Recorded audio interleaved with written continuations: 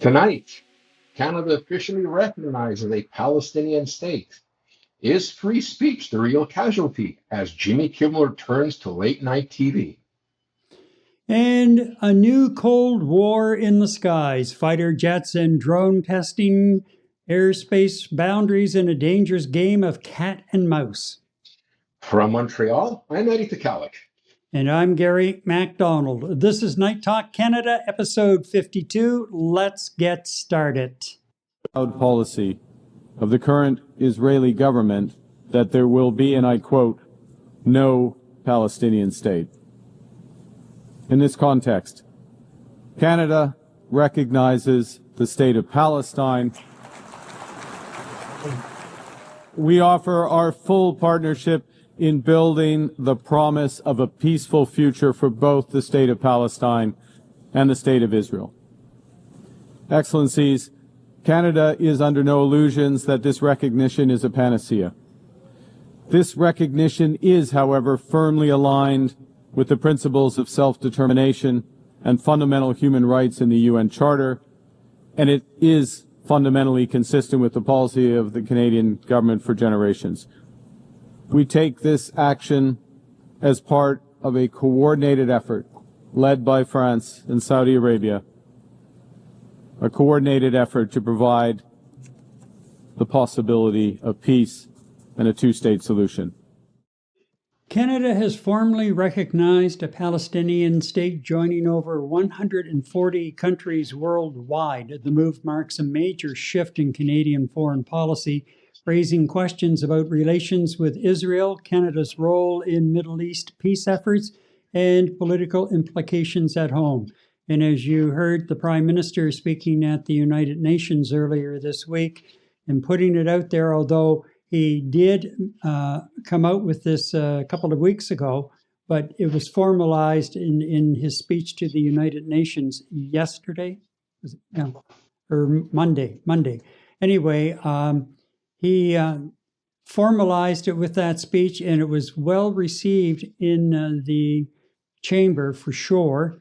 However, there was one fly in the ointment for Canada, France, the United Kingdom, Australia, and others who are supporting this, and that is the United States. U.S. President Donald Trump addressed the UN yesterday, and this is what he had to say.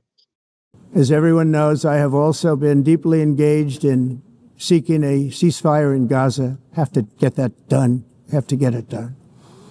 Unfortunately, Hamas has repeatedly rejected reasonable offers to make peace. We can't forget October 7th, can we?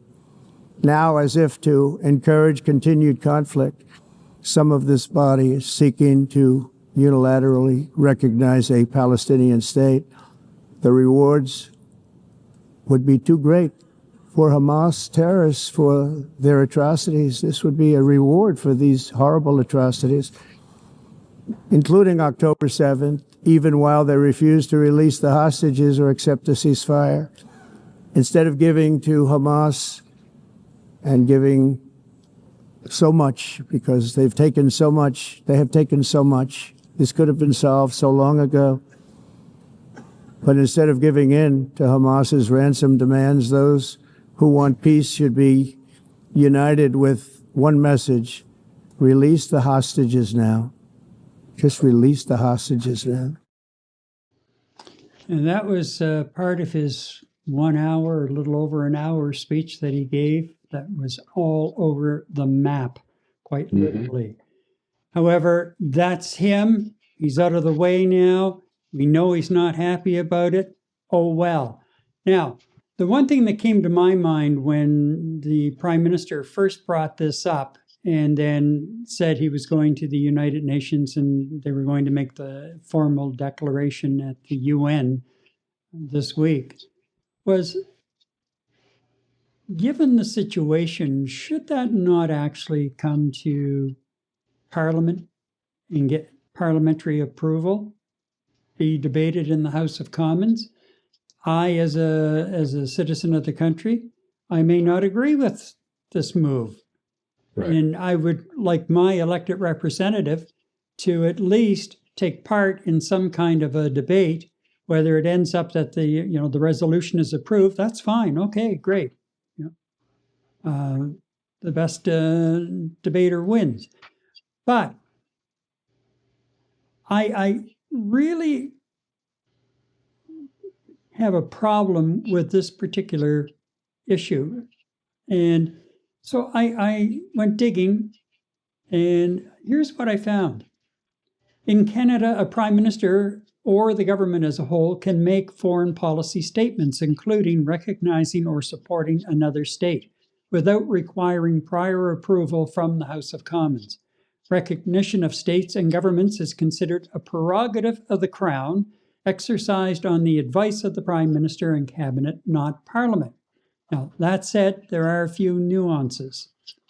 Parliamentary approval is only required if recognition carries legislative, financial, or treaty obligations, for example, ratifying an agreement, approving aid packages, adjusting sanctions regimes. The House of Commons can pass motions expressing support or opposition, which carry political weight but are not binding on the executive. And politically, a prime minister would usually want to ensure they have at least a majority support in the Commons to avoid backlash, but legally the government can proceed without a vote. So if the prime minister says Canada supports a Palestinian state, that's within the government's authority. If he moves to sign treaties, open an embassy, or provide financial assistance, then parliamentary process may get involved. Mm-hmm. I found that interesting. Again, as I say, to me, and especially where we know that this is a very sensitive issue. Yeah. And I just feel that perhaps it would have been best aired in the Commons and have a formal debate and a formal vote on it to show that, in fact, the Prime Minister does have the backing of the entire House, and as a result of the people of Canada, because, that's who they represent, right? But that did not happen. And I'm still not convinced. To me, it's just a lot of words. And nothing good is going to come of it. Israel's upset. Yeah. The U.S. is not happy about it. But the fact of the matter is, as I say, it's a very sensitive, politically sensitive issue to be just stomping out. And God knows that with the turmoil that has gone on in the Mideast forever, at least in my lifetime, that have been able to witness and remember, it's nothing's going to come of it. And if you do manage to get some kind of a peace, how long is it going to last, Eddie? How long will it last? What's going to be gained? Well, Gary, I mean, you're speaking about lifetimes. This, and there's no right or wrong here. Okay. It's not whether, a country has the legal right to form a country or not, but in that area with Israel, that has been going on since, I believe, 1948, when the sovereign state of Israel was recognized by the UN and the rest of the world. And I think I agree with you, Gary. It's been problematic since then. It's been very problematic, especially in the 60s and 70s. Our peacekeeping forces were actually there in the 70s. And I don't think that region is going to see any level of sustainable peace, whether it's the conflict between Israel and surrounding neighbors and Hamas, or with some of the other Middle Eastern and Arab states. It's just been an ongoing conflict, at least in my lifetime, especially the last 30 to 40 years.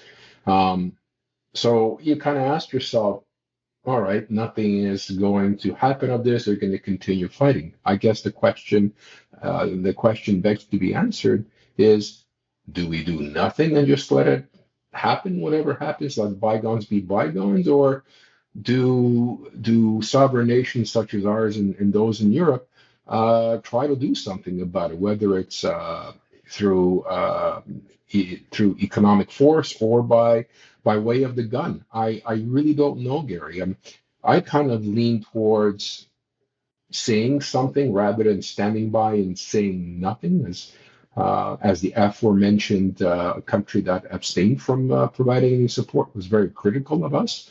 But you know what, Gary, in our particular case, Carney and Canada making that statement in the United Nations, it pretty much goes in line with half a dozen European powers that basically threw their hat into the ring as well. So, are we wrong in doing so? My opinion is no, in terms of a global support to the Palestine nation.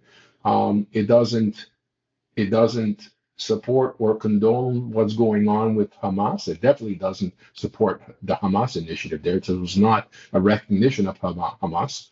And by the same token, it's not condoning or criticize Israel by actually doing this. I think it's Canada as a G7 country, a well-respected country, is taking a position. Now, how much money is going to get involved with that? How much effort's going to be involved here? Are we going to be pushing an economic envelope, penalties? I really don't know. Is it going to be boots on the ground at some point? Well, it may not be just Canadian boots. I think it'll probably, if there are boots on the ground there, it'll probably be more of an international force that's going to be landing in the zone. Is it going to solve anything? Maybe short term, but Gary, I don't think it's going to last. It's not going to last very long. So, No. you know what? I agree with you that Prime Minister Carney should have presented this in the House for open debate, even though at the end of the day he still would have proceeded in making that statement. The proper venue to make such a statement, I believe, is there in the United Nations, in the General Assembly. I know that Prime Minister Carney made some statements 2 weeks ago, I think it was 3 weeks ago, that Canada is looking at, and he signed some documentation looking at recognizing Palestine as a state from a statehood perspective. So it didn't come as a surprise to members of Parliament. It did not come as a surprise to Canadian citizens, or at least those that are paying attention to what's going on with their country around the world. So it's not a tremendous big surprise, but I do agree with you. This is something of significant importance, and it should have gone up for at least debate by our elected members of Parliament, and then move forward. Or are we dealing with a situation where, you know what, the General Assembly for the United Nations was this week and he was pressed for time? I've heard that coming up as an excuse, and you know what? I don't think you can hold that as an excuse. Question period is pretty much every day. It could have been tossed out for a discussion, and he chose not to do it. So, look, he made a decision as a prime minister based on your great research there. He had every right to do what he did. But I agree with you. It would have been nice to actually have that type of a debate in our government, in our parliament, and then move forward with whatever statements he had to make in the United Nations. Apart from that, okay, I am actually quite proud that Canada did put their foot down in such a huge venue of importance, the General Assembly of the United Nations. And we talked about how Canada has been in the background for at least the last 10 to 15 years when it came to any global issues. And the one part I am happy about and quite proud for Canada is that we took a position on the global stage. I mean, an actual position. You're right. What is going to come of that? Time is going to tell. But I was really happy to see Carney take a position with his allies in Europe in terms of recognizing the Palestinian state, except we have the United States who abstained from it, and expectedly so, while their bosses were watching from the Israeli booth. So, it's a no-win situation. It's a win-win situation. I kind of err on the side of let's try to do something. And I'm not saying who's right or who's wrong in this conflict. I'm just saying that we need to do something to stop what's going on there as best we can. Okay, let's catch up with a couple of comments and go to Joe. Joe, welcome back. It's been a while. Oh, welcome back. Yeah. So right off the bat, just after the clip of the president, he comes up with an orange fly in the ointment. And then as we move along, he offers up, after generations of conflict and bloodshed, I'm not holding my breath to see peace in my lifetime, but one can only hope. And you know, Joe, I know exactly what you're saying there, because chances, to me, as far as I'm concerned, slim and none. And no matter what we do, there's no way. Anyway, let's look at a couple of other things. Like, first of all, the Prime Minister really did put a good showing on for Canada at the UN. Mm-hmm. Certainly, he left a very positive impression, it seems, on most of the delegates to the General Assembly. And his wife took part yesterday in the push to bring the Ukrainian children that were kidnapped by the Russians, to bring them home. And she actually spoke. And again, Canada came away with people were really sitting up and taking notice.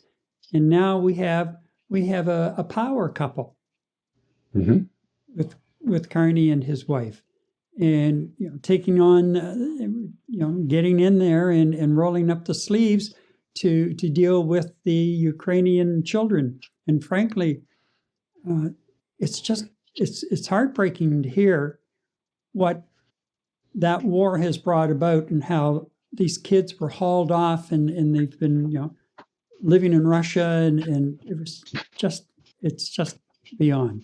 But let's look overall at the impact. The diplomatic impact, of course, is, as we've said, Canada aligns with much of the international community, but risks straining relations with Israel and the U.S. Well, I think that's well underway anyway.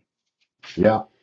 Domestically, the decision could split opinion among Canadian voters and parties. Haven't heard a whole lot yet along those lines, but I'm sure that we will as the days wear on, probably into the weekend. And I would not be surprised, Eddie, I would not be surprised if we see some kind of major demonstration in the downtown this weekend. Mm-hmm. And I'll leave it at that. The peace process. Does recognition help advance negotiations or harden divisions? I don't think it's going to help advance negotiations at all. To me, it's just going to harden the divisions over there, just drive the wedge in that much deeper. That's how I see it.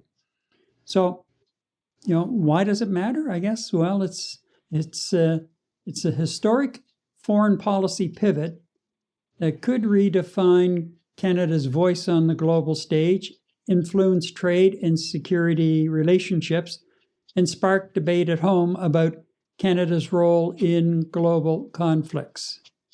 And you will recall, like back in the 60s into the 70s, even into the early 80s, Canada was known as a peacekeeper. Mm-hmm. Whenever there was a special force, and usually a United Nations force, when the United Nations actually seemed to be doing something and accomplishing something,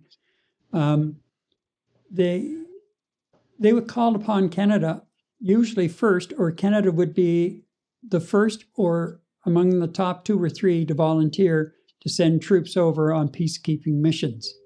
And I can tell you, living in Base Gagetown, growing up in the Base Gagetown area, right, more often than not, there were countless days and sometimes nights where the Air Force Hercs would be coming and going because they were loading and shuffling troops over and equipment over to wherever the latest hotspot was, everything from Cyprus right on through.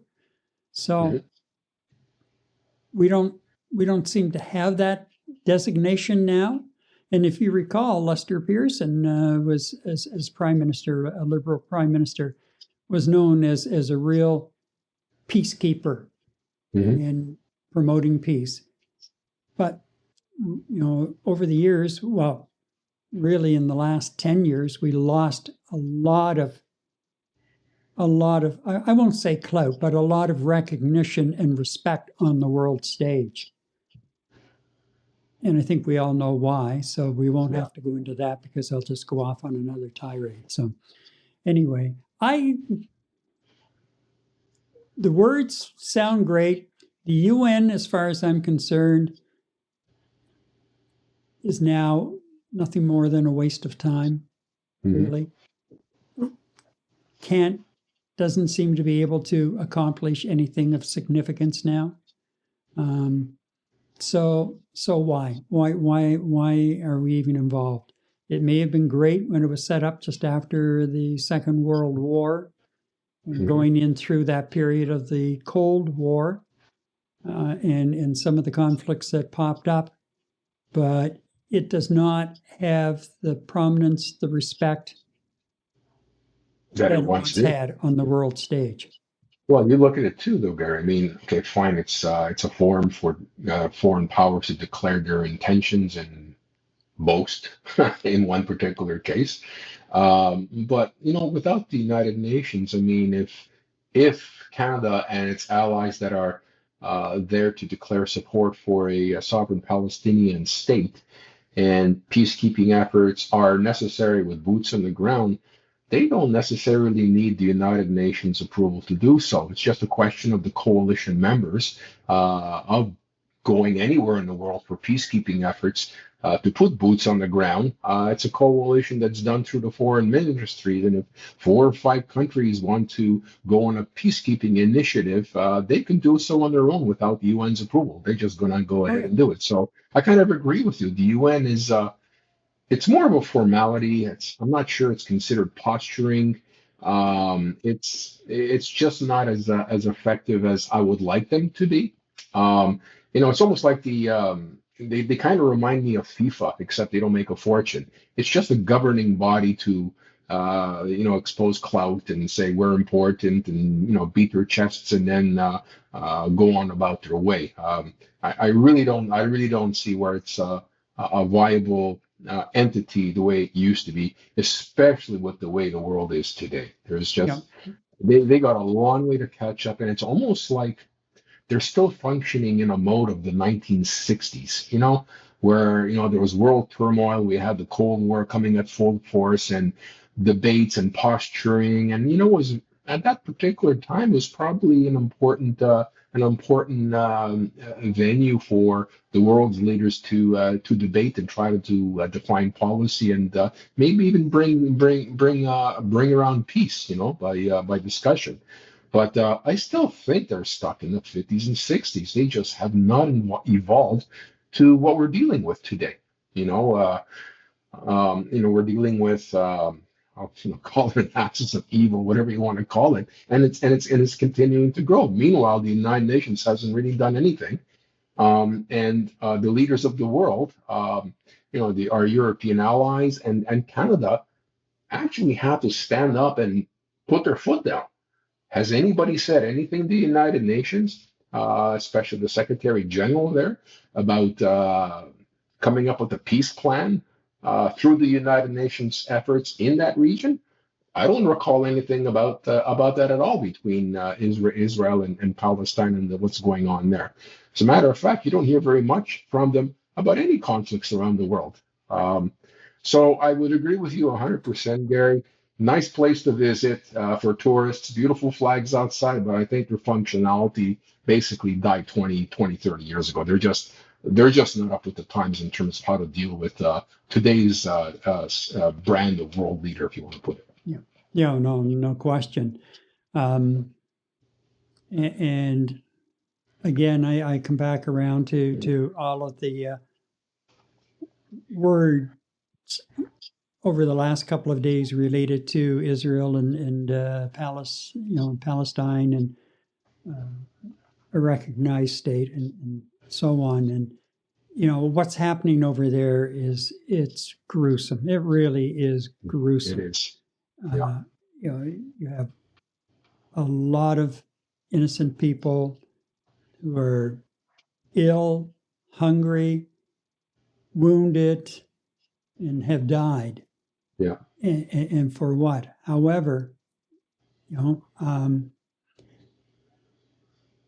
these groups like Hamas, for example, they knew what they were doing on October 7th, 2 years ago, when they went in and did the raid in Israel and took the hostages and so on. Israel is like the big bear of the Mideast. You don't go and poke the bear and think you're going to get away with it. You don't mess around with the Israelis. And, like they've gone in and they're there now to, in their thinking anyway, from what I can see, they want to just put an end to it once and for all. And they won't The final solution. Until they're basically scorched earth. A scorched earth solution. And they're not going to stop. It doesn't seem like that.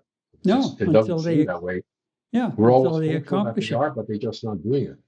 And unfortunately, a lot of people are going to continue to die until they reach a point that they feel they've accomplished their mission.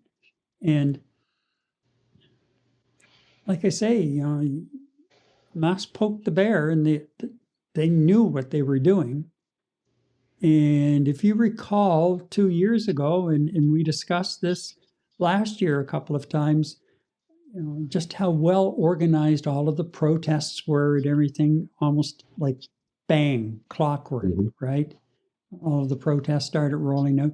To me, the whole thing was a very well orchestrated plan between the raid and the kidnapping and then the protests breaking out, around the world. And it was just what we used to feel was over there, and we'd hear about it and watch about it on TV, news, and read about it, very quickly was brought home to a lot of countries like Canada. And like we're walking, I mean, what have we done to deserve some of what took place? And Eddie, when you look at some of the protests that were held across this country, those protests were definitely meant to disrupt. Yeah. It had nothing to do really with the protesting anything. It was, to me, a total effort to disrupt our way of life.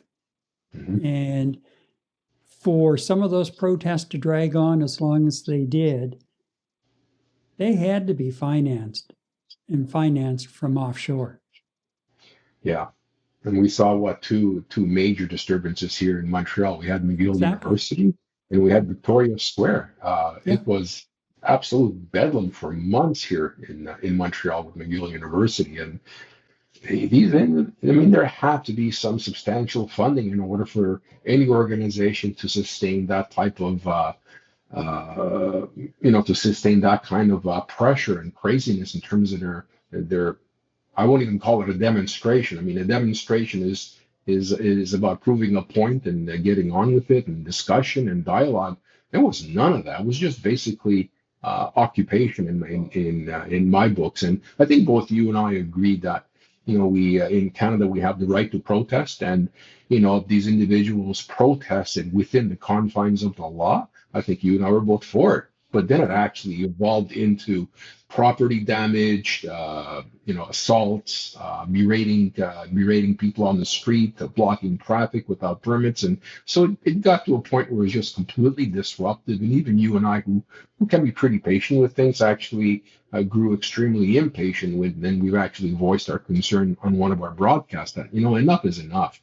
Make a point, protest, but stop harassing people and stop damaging private property. It just wasn't right. So I think you're right, Gary. There was money coming in from somewhere to fund the extent of these demonstrations and sit-ins and occupations of private property. And then, of course, both you and I criticize our municipal and provincial governments for abstaining responsibility to doing anything about it, because they basically point, well, it's the police force. Well, the police force is waiting for orders. So well orchestrated, Gary. I never equated it quite that way, but you're making absolute sense. That was and you know what? If you think about how many of these happen globally simultaneously, there had to be some kind of organization. It wasn't like one here and one there. It almost happened within 7 days, all within each other, globally, right around the planet. So, yeah, it's very ugly, Gary. As Joe said, you really, really hope and wish that, common sense starts to prevail, that peace will come. But even if the fighting does stop, there's going to be something that's going to trigger some fight. If not now, a few months or a few years from now, somebody else is going to be in charge, and the whole damn thing's going to start all over again. So, what is the solution at the end of the day? I don't think anyone has one. I think we're just going to globally have to deal with what gets tossed our way, from 1 month or one year to the next, and deal with it. Very, very sad to see. Yeah. Well, at least I guess our upside takeaways are, as usual, the Prime Minister represented us on the world stage in a very diplomatic, statesman-like manner.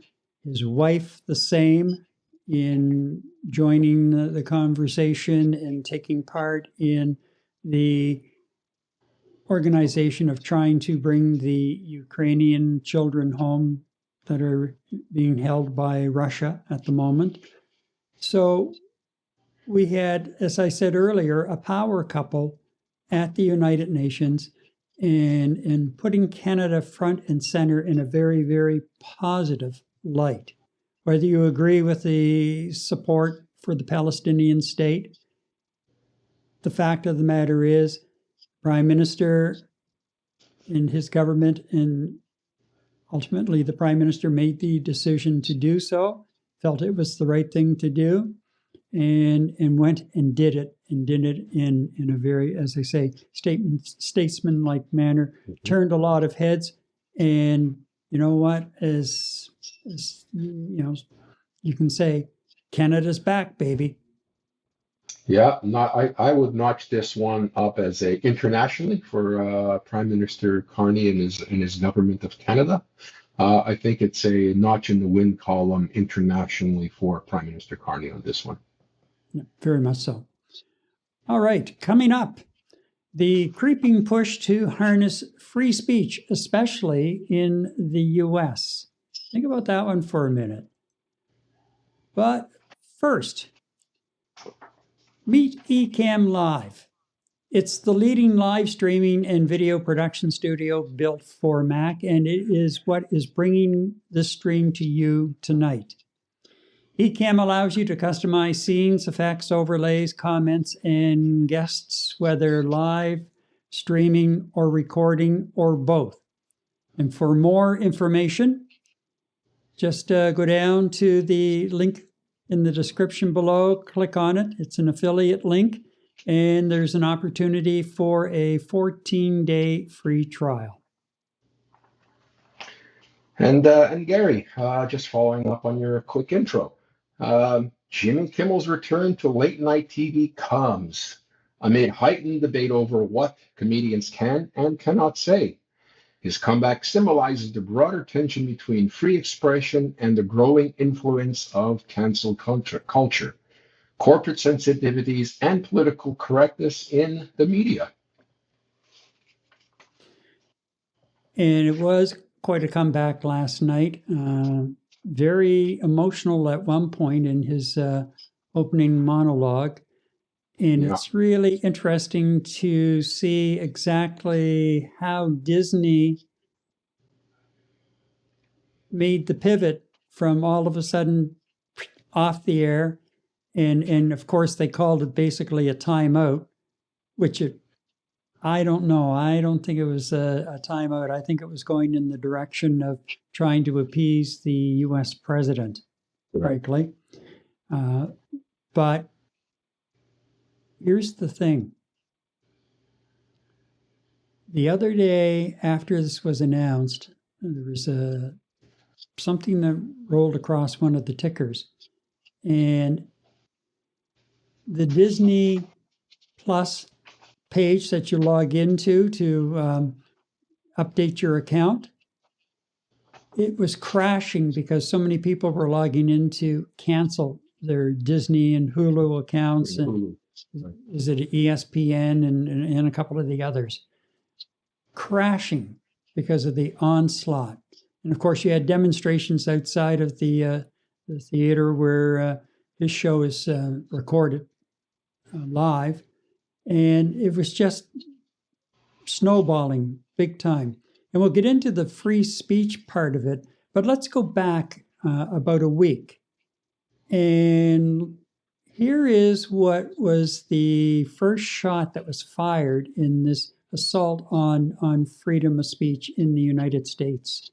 And let's look at the clip of the monologue that brought the house down.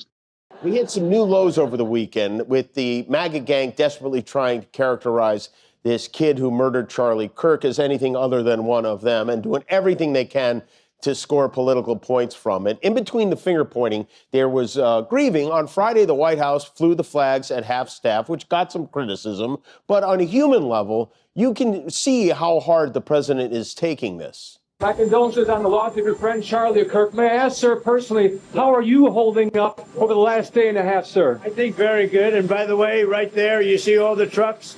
They've just started construction of the new ballroom for the White House, which is something they've been trying to get, as you know, for about 150 years.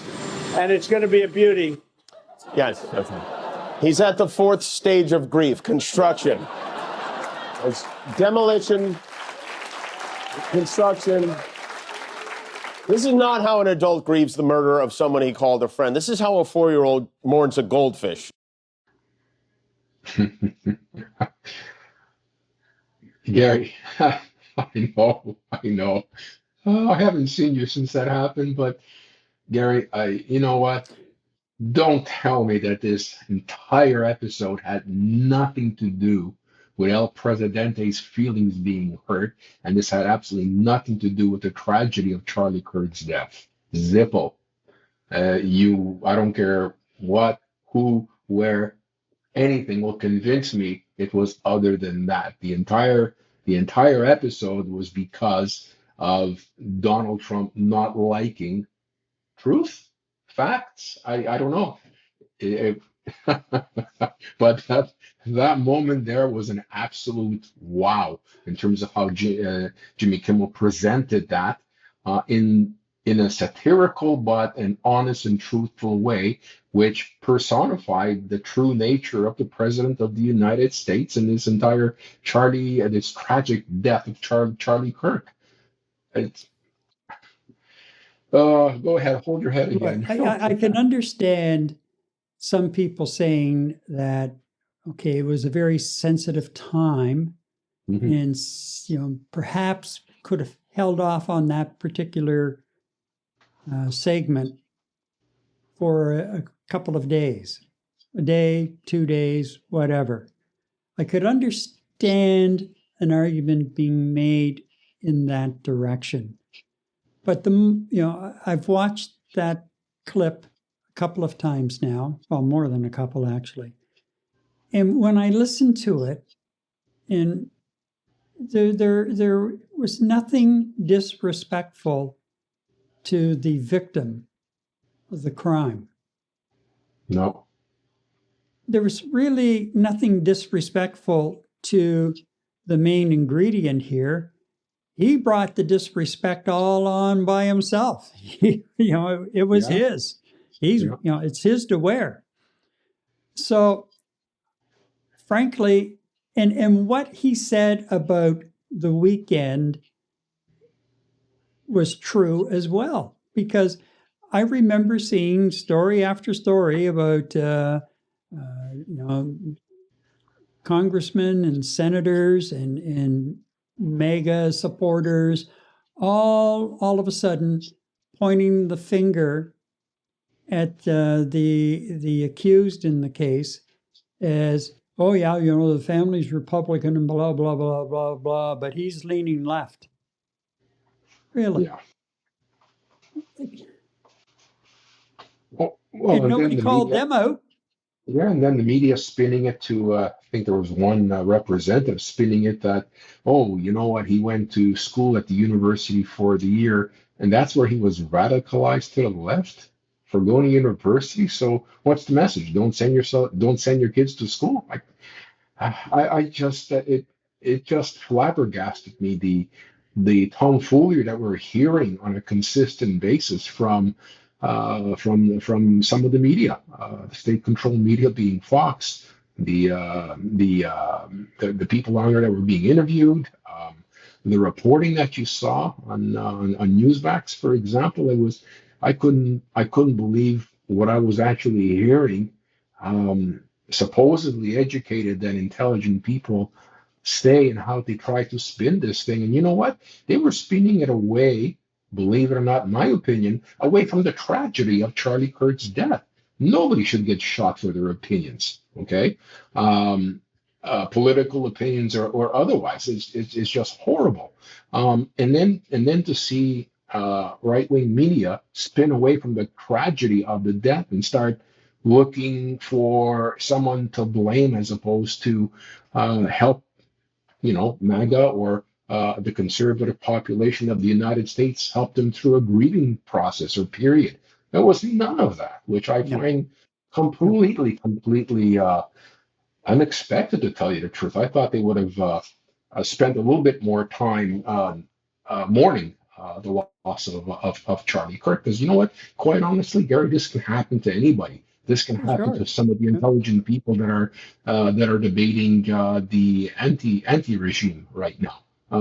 They're at risk as well. You just don't know. So it's just adding fuel to a fire that's already burning quite nicely right now, which is irresponsible in my opinion. It's very irresponsible, and you're absolutely right. Had the Trumpster not made a stupid, vile move by not even spending more than one sentence on the death of his supposed good friend Charlie Kirk, and hey, look at my construction going on here.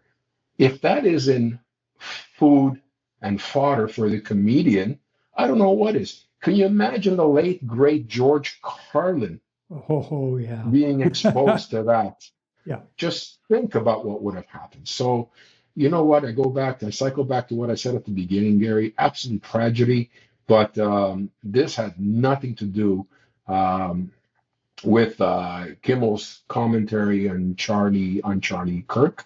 He didn't say anything out of line. Yes, maybe he could have waited a day or two, but I listened to it 4 or 5 times myself, and I was trying to look at it and listen to it objectively. It just wasn't there. The smoking gun was just not there. No. So you kind of step back and say, well, why was he actually fired, and why is he back? Why is he back so quickly if it was such a huge travesty, Yeah. Well, let's catch up on a couple of comments. And Joe weighs in with, what an absolute self-centered clown, no compassion whatsoever. And Monel says, oh, it was online university for 1 semester for the accused. So the going beyond what happened to Kimmel and when on Air Force One, and I think they were either flying to or flying back from one of the memorial services for Kirk. Mm-hmm. And a reporter asked Trump about this whole thing. And Trump basically said, a lot of the networks are not very nice to me. And he's, maybe I'll just come after their licenses. Right. As the leader of a free nation, a supposed free nation, that's not something you say that you're going to go after the journalists in that kind of a fashion. That was a clear threat that if you don't say nice things about me, then I'm coming after you. And you won't have a job. You won't have a network. You won't have a TV station, whatever. Now, last night's return of Kimmel was not carried on that cluster of stations owned by Sinclair Broadcasting. Yeah. I think there's 22 stations that they own. And that includes up through the northeast or northwest area. Mm-hmm. But you don't go making statements like trying to control the media the way that he has, because they're calling him on his crap. So, and Monel just popped in with the U.S. is no longer a free nation. Don't disagree with you there at all, Monel, in the direction it's going. And yet it's taking forever for a lot of the Americans to really begin to realize what the hell is happening to them. Now, let's fast forward to last night when Kimmel made his return, and here's some of what he had to say. That our government cannot be allowed to control what we do and do not say on television, and that we have to stand up to it. I've been hearing a lot about what I need to say and do tonight, and the truth is, I don't think what I have to say is going to make much of a difference. If you like me, you like me. If you don't, you don't. I have no illusions about changing anyone's mind. But I do want to make something clear because it's important to me as a human, and that is, you understand that it was never my intention to make light of the murder of a young man. I don't think there's anything funny about it. I posted a message on Instagram on the day he was killed, sending love to his family and asking for compassion, and I meant it, and I still do. Nor was it my intention to blame any specific group for the actions of what it was obviously a deeply disturbed individual. That was really the opposite of the point I was trying to make, but I understand that to some that felt either ill-timed or unclear, or maybe both. And for those who think I did point a finger, I get why you're upset. If the situation was reversed, there's a good chance I'd have felt the same way. I have many friends and family members on the other side who I love and remain close to, even though we don't agree on politics at all. I don't think the murderer who shot Charlie Kirk represents anyone. This was a sick person who believed violence was a solution, and it isn't. Ever. You know what? I watched that entire 25-minute monologue at the beginning, and then I watched his comedy monologue after that. The first 25 minutes, I think I had to fight back tears 2 or 3 times. I understood the man. I felt the man. I felt the struggles he was going through as a result of not getting. I don't think it's him being pulled off the air for a week, but the struggles that the human being had, the individual, and Jimmy Kimmel had in dealing with the fallout as a result of him feeling for this young man who was outright assassinated and murdered, and that a good chunk of the world was pointing a finger at him for being bad. He was very genuine. He came across as very genuine. He made his points very clearly. He made the apologies. He didn't, outright apologize, but he basically confessed to what he was feeling, and he opened his kimono to anybody that was watching. And boy, in terms of watching, the YouTube, a typical daily hit mark was about 240,000 hits a day on his episodes. I think that one hit something like 14 to 50 million hits. So you know what? I'm very hopeful that his message got across, not just his conviction came across to the people who regularly watch him and those who typically don't tune into him or don't agree with his politics, to actually see a man struggling with what he's gone through in the last week, and a man struggling to come to terms with someone in the United States being assassinated for his political views. He laid it out on the table, Gary, and I two or three times I had to hold back the tears in terms of how it impacted me. Certainly was it was well worth the watch. I have to say, in watching him and listening to what he said about what happened after he was suspended, and sitting down and meeting with the ABC brass and some of the Disney brass in there as well, and discussing the whole thing, going back and forth, and coming out of it and coming back on the air, much to the chagrin of the president, and doing so without having to read any kind of a formal statement that was drafted by the legal beagles working for ABC/Disney. I think it speaks volumes of what ABC's management is about. However, let's not be too easy, because not only were they losing subscribers, like it was a flood, but also Disney itself, the theme parks, are taking a hit. Yeah. And so it was as much about the dollar here as it was about free speech, and maybe a little bit more about the dollar than free speech. But they still, even though the dollar was involved, they stood their ground against the threats made by a president of the United States when asked a question about what are you going to do if he comes back, kind of thing. Well, I'm going after all of the networks that are not nice to me. Mm-hmm. And you know that was totally his intent. Yeah. For sure. So I would have loved to have been a fly on the wall when he got word that Kimmel was coming back, and then that Kimmel did not make any formal apology to him or had to read any kind of a legally drafted statement. Because I get that whole scenario. I've been there when I was hosting talk shows. Totally get it.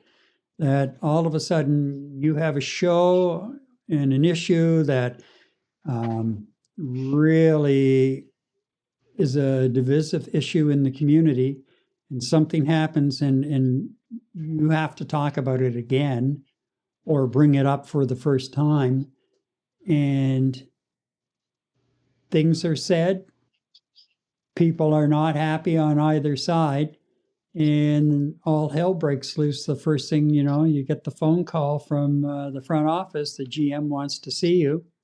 And you go in and you sit down and you have a conversation, and the GM is getting pressure from corporate upstairs, and it's an interesting scenario to go through. Not always pleasant, but if you're a person of conviction and you know that what you did was in the best interest of the community and the issue being discussed, even if it did not land well with certain groups or certain people, then you stay your game. And ultimately, it comes down to a question of, okay, you either do this or you do this, and you've got a choice. You either cave and do what they say and lose all credibility on the air, and your station loses all credibility, or you just say, you know what? No, I've drawn my line in the sand. I'm out of here. Gone. Yeah. And there are other times, that you walk in and all levels of management are saying, yeah, bang on, like you hit it on the head. And yeah, we're prepared to take some flack for it. So it's something to experience, like you have to really be on a part of that experience. You have to be the lightning rod and to get a real feel for what Kimmel's gone through over the last few days. And, again, Disney and ABC, do they bow to the president, or do they say, you know what, like we're taking a real hit on the dollar side of things? He's not worth it. Well, we're going to go with our consumers. So anyway, but each time that kind of a statement is made by the president or any of his gang that he's surrounded himself with, it's always like that's one more little chink in the armor of free speech. Yeah. It just eroded the First Amendment completely. Yep. And the snowball starts to roll. And once that snowball starts to roll, it's pretty hard to stop it and pull it back. Well, I mean, you hear comparisons with some of the other strongman countries, like in Russia. Well, do you know what happens to TV personalities and comedians and even reporters in said country? You look at Saudi Arabia. Well, you know what? You don't last too long if you criticize the crown prince. You look at places like Turkey, in some cases, in Egypt. Is that where the United States of America is heading? I think is a genuine question that a lot of people are asking themselves. Listen, you and I live in Canada. We're asking ourselves that question: is the United States of America heading down? And I'm not saying heading down very slowly. Since January, it seems to be steamrolling towards what you and I hope wouldn't happen, is becoming a totalitarian, authoritarian country. Especially when you look at something like the First Amendment, which essentially allows the United States to continue being the United States, pretty much being eroded since Inauguration Day back in January of this year. So, if the El Presidente wants to continue to strong arm mob bullying tactics with the media, I mean, I'm talking right across the board. We're talking about the networks, such as we've seen with Jimmy Kimmel and then Stephen Colbert, him threatening the comedians that work at NBC, lawsuits to a lot of the major against a lot of the major newspapers throughout the entire country. I mean, Gary, what's next? Is he going to have a stronghold or a mechanism to threaten social media, threaten Google? You and I doing a show like this in Canada, are we going to be susceptible to some sort of violations that he's going to come up with against Canada?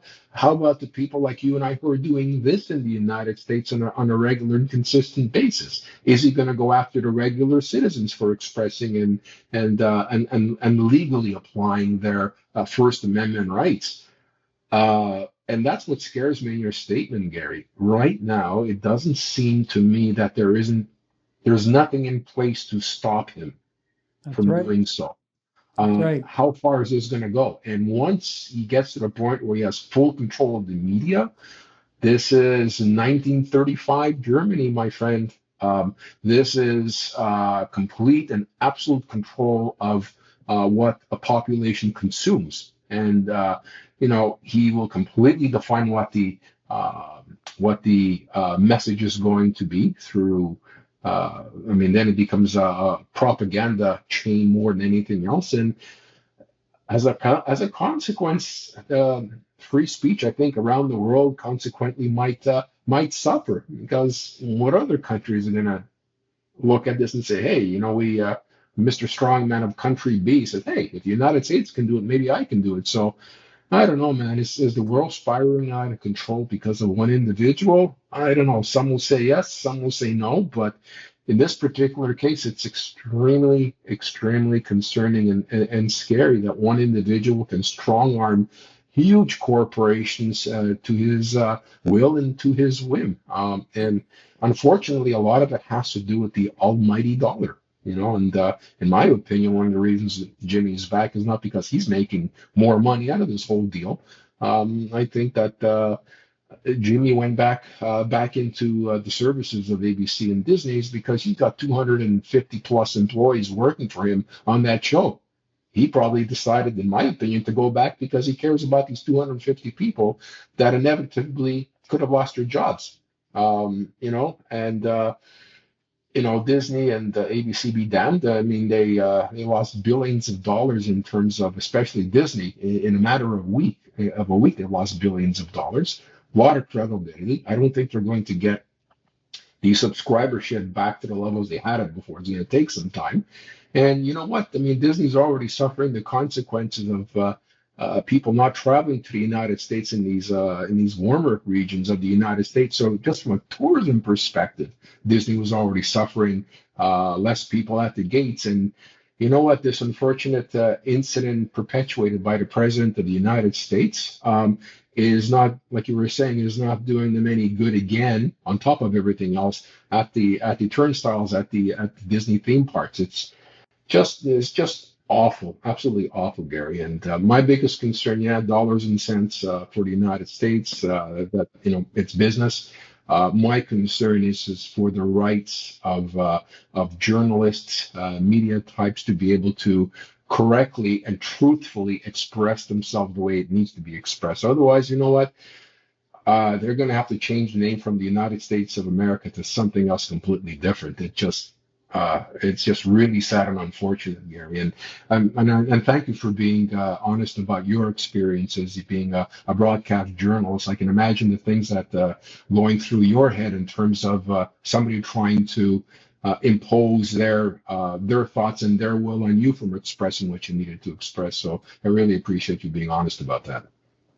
Well, let me kind of round things out here, and then we'll catch up on some comments and move on. But here in Canada, don't think we are above what's happening in the U.S. Not in the same manner, but over the last 10 to 15 years, there has been a movement where your communications people, your PR people are really taking control of the message. And when I say that, it's getting harder to get information from various government departments, whether you're talking federal, provincial, or municipal. It's getting more difficult to get information from various large corporations because the message is being controlled. It's even difficult now to get information from your municipal police and the RCMP on various things that happen through the day, through the night, over the weekend, and even fire departments too. It's getting much more difficult. You may hear something about a fire. Let's say there's a major fire somewhere. You may hear about it 2 or 3 days later. And why? You're asking yourself, why am I only hearing about this now? That was a huge fire, blah, blah, blah. It's because no one will turn over any information, will cooperate, will provide the very basics, the who, what, where, when, why, and how to the media. Very early on, a number of years ago, the RCMP started to only giving out names of people if they were given permission to do so. And of course, you can't give out someone's name if they've been charged, but if they have not appeared in court. They've been arrested, but they have not appeared in court. If they have not yet appeared in court and had the charges formally read, then you can't use their name. That I get. But the chokehold that communications people have now at the behest of the various levels of government, it's just unbelievable. And one phrase that drives me right off the end of the earth whenever I hear it is, oh, we can't give you that because of privacy concerns. That is that's the weakest excuse that you can give, but it also puts up one of the most solid walls as far as getting any information about something. Mm-hmm. So it's there. It exists in Canada. It's not in the same manner as what you're seeing happening in the US or what you see happen in places like Russia and China and other countries like that. But there is a chokehold on information flow. And when it does come out, it's very, very controlled. And it's getting more difficult to get around that end. Do you think our journalists and our news people here in Canada, that their rights are being suppressed from either municipal, provincial, or the federal government in terms of what you can or cannot say? And do journalists in Canada fear consequences in terms of executing their right to report honestly and truthfully? Do you feel that's happening in Canada as well? No, we're not at that extreme. We're at a point where it's become a profession all of its own as far as communications and controlling the message. Mm-hmm. The rights aren't being hindered at this stage of the game. And journalists in this country, aside from bearing the wrath of somebody, why did you write it this way? Blah blah blah blah. Yeah, that an angry reaction. But you're not being threatened. No. However, all I'm saying is that we're not totally innocent here. And when I use the term, the creeping war on free speech, mm-hmm. whether you realize it or not, the moment that I, as a journalist, cannot get information confirmed or get information from a certain level of government or even a company, then your right to information as an individual, as a resident, has been hindered as well. And for what? And then they wonder why they have a lot of conspiracy theories running around. Like, what are they hiding? And right. It's because of that. Just go out, meet it head on, answer the the who, what, where, when, why, and you've laid it out. You've given them the information they need, and if there's something that develops beyond that, then you meet it head on again. But anyway, that's a whole other issue, and I will not take any more time and bore people either. So let's have a quick look at some comments here, because Monel and Joe have been quite active on this one. Okay, let's... where to go here? Here we go. She said Trump gave Kimmel a great boost from 240,000 views to 16 million views. And then Joe comes along with, Kimmel was giving T-Rump a headache, but T-Rump would not take the prescribed acetaminophen, am I saying that right? Tylenol. That was the best comedy routine of the week, Yeah, that sure news was. conference. Unfortunately, they were spreading all kinds of unsubstantiated information. Right. And then Monell said, and Joe, don't forget what is it, Aberbagian? Is that how he said it? Yeah. Okay. And then, Monell, haha, yes, okay. Mhm. Nancy Thorne. Nancy, nice to see you back again, too. Haven't seen you for a while. Nancy agrees. And Joe comes back with, the Second Amendment is overriding the First Amendment in the USA. Alarming. There's an interesting take on it, for sure. Mhm. Yeah, for sure. Okay, so I think we've really given this a go around, and there's still lots to think about when it comes to the free speech and what you can say, and hate speech, and we do have a new law that's been introduced related to not being harassed going into a place of worship and hate speech. So, then you get into the division of, is it hate speech or is it freedom of speech? And it's a never-ending circle. So, but we'll leave it at that for now. And still to come, the new Cold War, a dangerous game of cat and mouse. So if you're looking for a Canadian-based web service provider, you should have a look at Web Hosting Canada, WHC, a Montreal-based company with servers here in the east and out west. WHC provides a full range of web-based services at reasonable prices with the protection of Canadian privacy laws, and you're paying in Canadian currency. Boom. No hidden surprise exchange rate. You can get more information by clicking the affiliate link in the description below.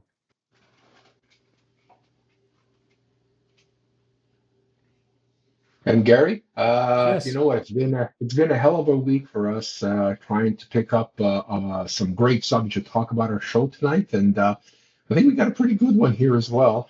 Pretty tough one to talk about, which I'm sure we can spend hours discussing with our viewers. It's the incidents of fighter jets and drones that are flying into our rivals' nation's airspace, which are increasing, especially between NATO allies Russia and China. It's like I'm back in the 60s. Yeah. Remember that growing up as a kid in the 60s? The Cold War. With the Russian Bear bombers flying into northern Canadian space through Alaska. I mean, it's really scary, Gary. You know, like here, fine, we're here in Canada, but you know what? No country is too far from anything nowadays with technology and air forces around the world. So a lot of these are happening, and they're happening more and more frequently, Gary. They are, and really they have not stopped since the Cold War era of the 60s into the 70s. On a regular basis, maybe not a regular basis, but frequently, you will have Russian jets coming over the north. And of course, we're scrambling and, NORAD. So you could have a mix of Canadian jets and American jets scrambling and flying out to meet them, and they kind of probably nod, give a wave, and turn their jets around and head back to Russia. But it's a test. They're testing how fast we can scramble, where the weak points may be, as far as, if we come in this direction, it's going to take them that much longer to get jets over here and intercept us. They're also just pushing. It's like, how a bully will needle you all the time, trying to get a reaction from you. Right. It's that kind of a thing as well. And now with the drones, like look in where was it? Copenhagen and Oslo. The Right. airports had to shut down because of the drones the other night. And apparently they were coming in and flashing lights on and off. And that's why they had to shut the airports down, because they could be flashing in pilots' eyes as they're on approach, or climbing out after taking off. And it was just an extremely dangerous situation. You had a couple of drones over in Latvia, wasn't it? And then, or was it the jets in Latvia and the drones in Poland. Yeah. So it's a push, and it's just a little needle all the time. And even yesterday in one of the speeches at the UN, and I don't recall now who it was, but made reference to the fact the world is a very dangerous place at the moment. And I've heard references to it's probably the world is the most dangerous place since back in the 60s. Mm-hmm. So, and you and I had the opportunity to, we lived through that as kids, coming up through and into our teens. Like, remember the Cuban Missile Crisis? Mm-hmm. Do you remember how tense this country was? And yes, we were living next to a military base. And yes, there was stuff going on at that military base that I still don't know, and because nobody would talk about it as far as preparations are concerned. But that was the first time where the world came as close to an all-out nuclear war as what we had up to that point. And I think we've been maybe close since then, but not like that, not where you were ticking down the time of the Russian ship with the missiles for Cuba. Right. How much longer it's going to be before it has to deal with the blockade that the U.S. had set up around the island. And that went right down to the very end, and it was a phone call between Kennedy and Khrushchev. Yeah. And they finally, worked each other's through and came to their senses. And away we go. But do you remember too, like we had air raid sirens Mm-hmm. around our municipalities, and they would test those every so often. And I remember going to like the fall exhibitions and fall fairs, and there'd be like a civil defense booth set up, and had all of these pamphlets that you could get about building a bomb shelter in your basement. Mm-hmm. Yeah. While a video, or not a video at that time, but a movie was playing in the background about what happens when an A-bomb goes off, and the flash and everything. And Wayne and I were talking the other day about it, and I don't remember this in school, but he remembers doing drills. And it would be like, get away from the windows, turn your desks on their sides and hide behind your desks. Or if you're on your way home and you see the flash from the bomb, find a ditch. And he said to me the other day, he said, here I was a little kid, and I'm thinking, well, and he was very, very small, like lightweight. And he said, I'm thinking, that wind's tearing buildings off their foundations and trees, up by the roots, big trees. What chance do I have in the ditch as a skinny little kid? I'm gone. But that's the kind of things we were dealing with as kids growing up. And, I wonder today, like if we got to a point of a Cold War where it had escalated to those levels, with the kids stressed out as it is with social media, I wonder, like, what would happen to them if they'd be able to kind of march on through anyway, if they could handle it, if it would be, just a... Yeah. It's a pretty scary thing to think about, because, as I say, they're under a lot of pressure from social media and peer pressure at school and everything. I mean, yeah, we had peer pressure at school too, but not like it is now. Well, you know what? And then there's the other side of the coin too, Gary. When we were growing up in the midst of in the midst of the a real big Cold War with the threat of nuclear annihilation, um, I I'm not sure that our generation today would be as highly sensitized to the gravity of the situation as we were back then. And we've talked about this before about the generational divide and the attention spans and what's important to young people today and whatever else. I really don't know one way or the other whether or not they're really following what's going on in the world. If indeed there is a second Cold War going on, maybe not to the level of nuclear threat, but certainly conventional, a Cold War as it relates to conventional warfare. How often are they following up on what's going on? How many know that there was an incursion by the Russians into Eastern Europe countries? Not a whole hell of a lot, I don't think.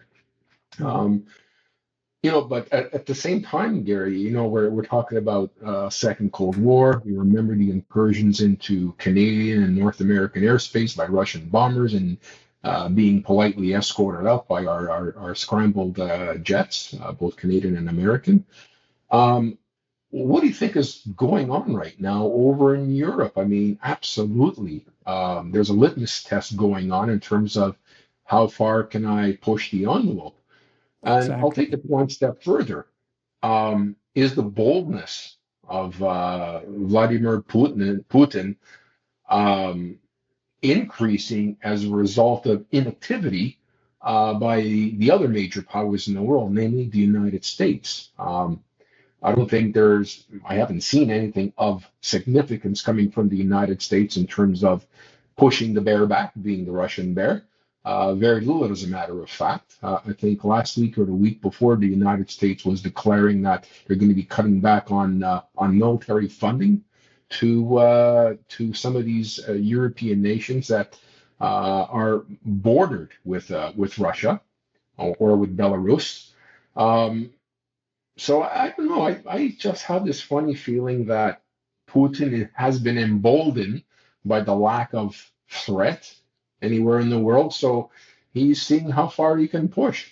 And so far, he has been pushing into the airspace of Bulgaria or Romania. I can't remember. Poland for sure, Estonia, and then you're looking at the drone incursions in Denmark and in Norway, where commercial traffic was ground to a halt.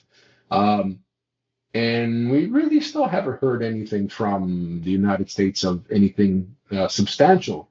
Well, he So said I think this yesterday, incursion is going to continue getting more aggressive oh, sure it in the will. next few weeks to come, right? Yeah, sure it will. But Trump said yesterday, he said, shoot them down. That's what He I said do. that? Yeah, he said that. I Shoot them didn't down. know that. Yeah, that's what he said to NATO. Shoot them down. However, Okay. and this is when you've got this is the issue. It's the risk of miscalculation and escalation. You know, you Yeah. you get somebody like him, and because his Big Mac wasn't to his liking, then all of a sudden he says, blow them out of the sky. And we have a real incident on our hands. But that's what he was saying. But here's the other thing. When you really think about it, we've had some of the underwater cables cut over in the European area, like offshore, over the last 2 years. At least 3 cable cuts, mysterious cable cuts. So you've had that. Sending drones in and shutting down 2 airports. Then there was the problem in London's airports. Was it over the weekend, last weekend? It had something to do with the baggage check-in system, the computer system, and it Apparently they went were down. hacked. Yeah, and it went down, and imagine the chaos at Heathrow and Gatwick and the rest of them. So it's not hard, and then every day you're hearing about bad actors cracking into some companies' computer systems. So at this stage, you can rattle your nukes, but you don't necessarily have to use them if you can start using technology the way that we're beginning to see the Chinese and the Russians use it. It doesn't take much to shut us down and create chaos and havoc. So I think, will we see a Cold War like you and I lived through? I don't think so. I think But you're speaking in terms of a nuclear Cold War, right?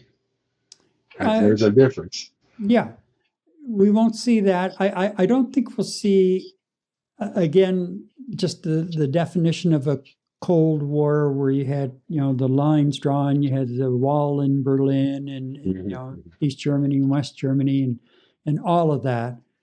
I think the lines are pretty much drawn now. So that part of it's kind of out of the way. But I think you're going to see the Chinese and the Russians stepping up because, yes, Europe is on a massive military spending spree now to build up their military. But that takes time, Eddie. Yeah. That takes time. So they know, Putin and the Chinese know that Europe is in a weakened state at the moment, and it's going to take them some time before they're up full.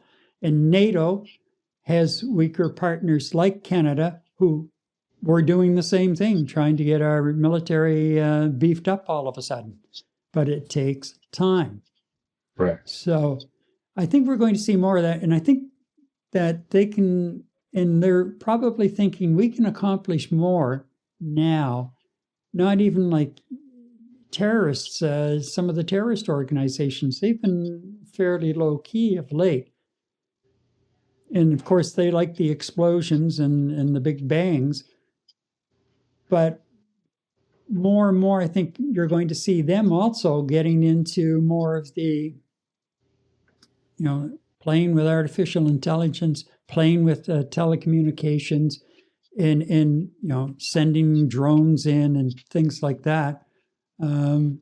Because it creates so much chaos and can just upset a nation in a heartbeat.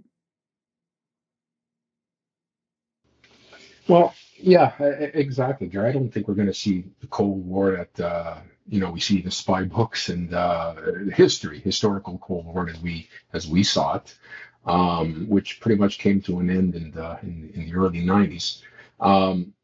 But by the same token, just to comment on what the Trumpster said about, well, I'd blow them out of the sky, wherever the case is. Well, that's the problem. He wants, in the good old days, the United States would be leading the charge in those countries and threatening to blow whatever out of the sky, right? So it's easy for Donald to say to Poland or Estonia or Latvia, well, just blow them out of the sky. What happens if they decided to do that? What do you think the government of the United States will say? Well, we had nothing to do with that. It was Latvia that decided to do it. Yeah. So I think that statement coming out of President Trumpster is rhetoric and false threats more than anything else. And smarter minds and more prevalent minds, take that as just Trump rhetoric and are not just arbitrarily blowing things out of the sky. As you heard the foreign minister from Poland basically warning Russia that we will take action and down anything further that comes into Polish airspace. Okay, now that I call a defensive threat, as opposed to just plain old rhetoric where Trump basically says, "Well, blow them up, I would." Well, I'm sure that Vlad is laughing in his bed when he heard his comrade comrades say that and wake up the next morning and say, oh, you know what, tomorrow I think we're going to send drones into Oslo's airport and see what happens. So I think the most dangerous thing right now is that the world got used to the leadership of the United States and taking a military lead against foe and supporting friend, and it just has not been there, at least for the last 2 or 3 terms, if not all 3 terms, for whatever reason. Look, we had our problems here in Canada with leadership the last 10 to 15 years, in the United States as well. So I think some of these despots around the world, namely Vladimir Putin, are taking full advantage of that. And why wouldn't they? They're shrewd tacticians. And don't forget, Putin was head of the KGB. The guy knows what he's doing, and he knows how to manipulate, and he's taking full advantage of the situation. And I think, the rest of the free world has to hope that our leaders that are defending the borders here in Canada and defending the borders, especially in Europe, are up to the task in managing that threat. For how much longer, Gary, I really don't know, and that's the scary part. Even though we're a world away, an ocean away, it's still very, very scary to see what is in fact going on out there, and what are we going to wake up to tomorrow morning or the day after? Anything can happen. That's the scary part, So, in summary, rising tensions, airspace confrontations are becoming frequent and normalizing brinkmanship. The tech factor that's involved, drones and new unpredictability and deniability, and global security. Any misstep could spark larger military conflicts. Yeah. And so, these encounters may seem distant, but they set the tone for international stability, Canadian defense commitments, and the balance of power in an increasingly unstable world. And with that, Eddie, that's a wrap on episode 52. Yes, sir. And for everyone out there, thanks for watching. Don't forget to like, share, and subscribe so you never miss a conversation, and help expose our stream and channel to more people like you. I'm Eddie Tekalik. Good night. And I'm Gary MacDonald. And first of all, I want to say a special thank you to our director tonight, who was here last week as well, Jen. Great job again tonight, Jen, for keeping us flowing along nicely.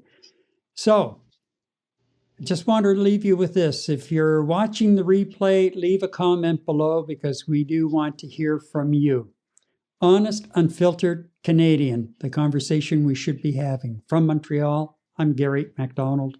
Good night.